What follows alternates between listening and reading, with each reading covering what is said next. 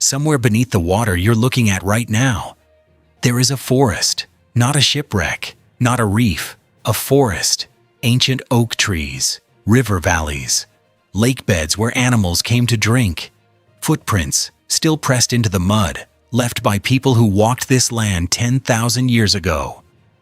And the ocean swallowed every last inch of it. What you're about to see isn't legend, it isn't myth, it is the hidden story of our planet. Written not in books, but buried beneath sea floors, locked inside glaciers, and sealed under kilometers of ice that has never once thawed. The Earth doesn't just change, it buries its past. And we are only now learning how to dig it up. Here is something that will permanently change the way you look at a map of Europe. 12,000 years ago, which in the full lifespan of this planet is barely a heartbeat ago, the British Isles were not islands at all. Where the southern North Sea sits today, there was solid ground. A massive, continuous landmass connecting what is now England to what is now the Netherlands, Germany, and Denmark. A land that swallowed rivers, grew forests, and sheltered entire communities of people who had no idea they were living on borrowed time. Geologists call it Doggerland.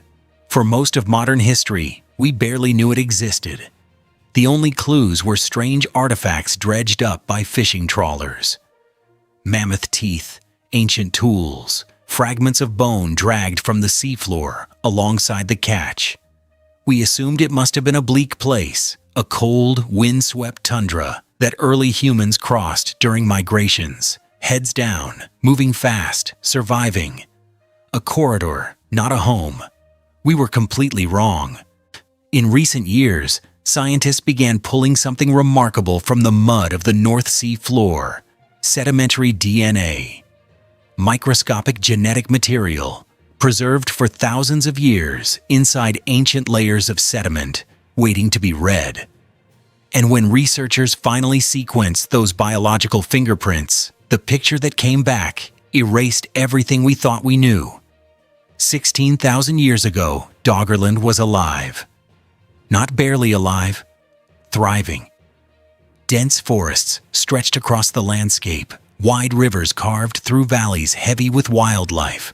There were wetland ecosystems, grazing herds, and human communities that didn't simply pass through this place. They built lives here. They raised children here, generation after generation, on land that has since completely vanished. This was not a frozen corridor. It was a homeland, and then the ice began to melt. Slowly at first, barely noticeable across a single human lifetime. Sea levels crept upward, year by year, decade by decade, the coastlines pressing inward, like a slow tide that never quite retreated. The forest closest to the edges flooded first, then the river valleys, then the high ground. And then, sometime around 6,500 BC, a catastrophic underwater landslide off the coast of Norway triggered a massive wave that swept across the region, and whatever remained of Doggerland disappeared beneath 60 meters of water in what may have been one of the most sudden, total environmental losses in all of human prehistory. An entire world gone, and the sea closed over it like it had never been there at all. But the North Sea is not the only place the Earth has been keeping secrets. On the opposite end of the world, beneath the coldest, most inhospitable surface on the planet, something stranger still is waiting. Antarctica holds more liquid fresh water than any place on Earth. Not on the surface, but sealed beneath kilometers of glacial ice. Scientists have now confirmed the existence of hundreds of subglacial lakes, hidden in total darkness, under immense pressure, cut off from sunlight, cut off from the atmosphere, cut off from everything we associate with conditions that can support life. And they are full of it.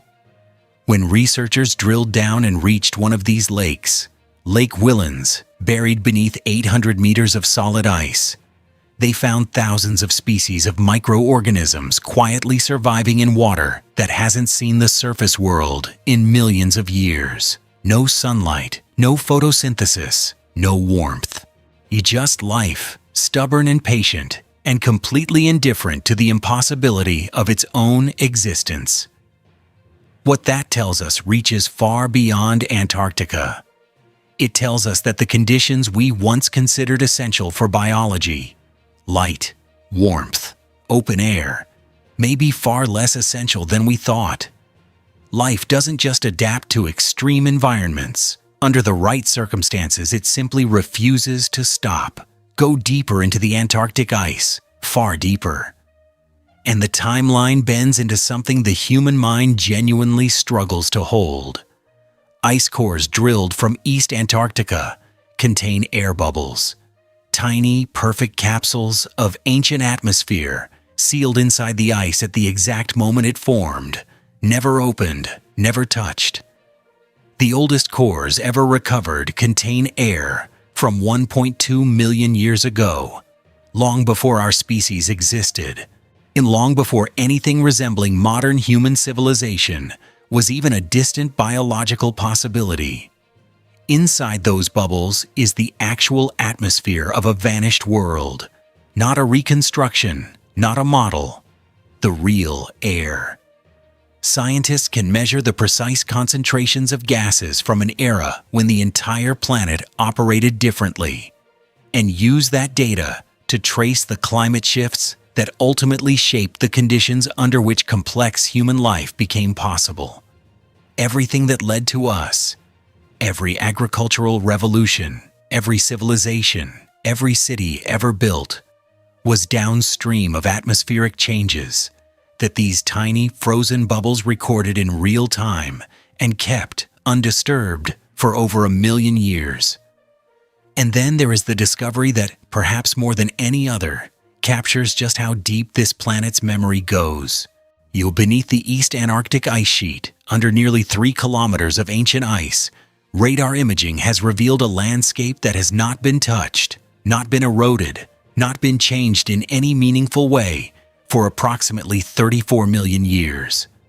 Mountains, river valleys, the bones of a terrain that was once warm, once alive, once exposed to open sky, snap frozen in place the moment Antarctica drifted to the pole and the ice began its slow, permanent advance. Scientists call it a ghost landscape, and that name is exactly right. It is a topographic memory, a perfect impression of a world that existed before Antarctica became what it is today, preserved with extraordinary detail, simply because the ice that buried it never moved and nothing in 34 million years has been able to reach it. It is the oldest intact surface on this planet, and we can map it in precise detail without digging a single hole. We tend to think of history as something that lives in libraries, in documents, in records, in things deliberately written down and carefully passed forward. But the oldest and most complete history this planet holds was never written by anyone. It was simply buried in the sediment of a drowned sea, in the ice of a frozen continent, in air bubbles sealed for 1 million years, and ghost landscapes sealed for 30 times longer than that. The Earth has been quietly keeping its own archive, patient, undisturbed, waiting. And the further we learn to read it, the more clearly we see something both humbling and astonishing. The world we can see is only a fraction of the worlds that have existed. Beneath the surface of the ordinary, beneath the water, beneath the ice, beneath everything we assume we already understand, there are landscapes and ecosystems and entire chapters of this planet's story still intact, still waiting to be found. We just have to know where to look.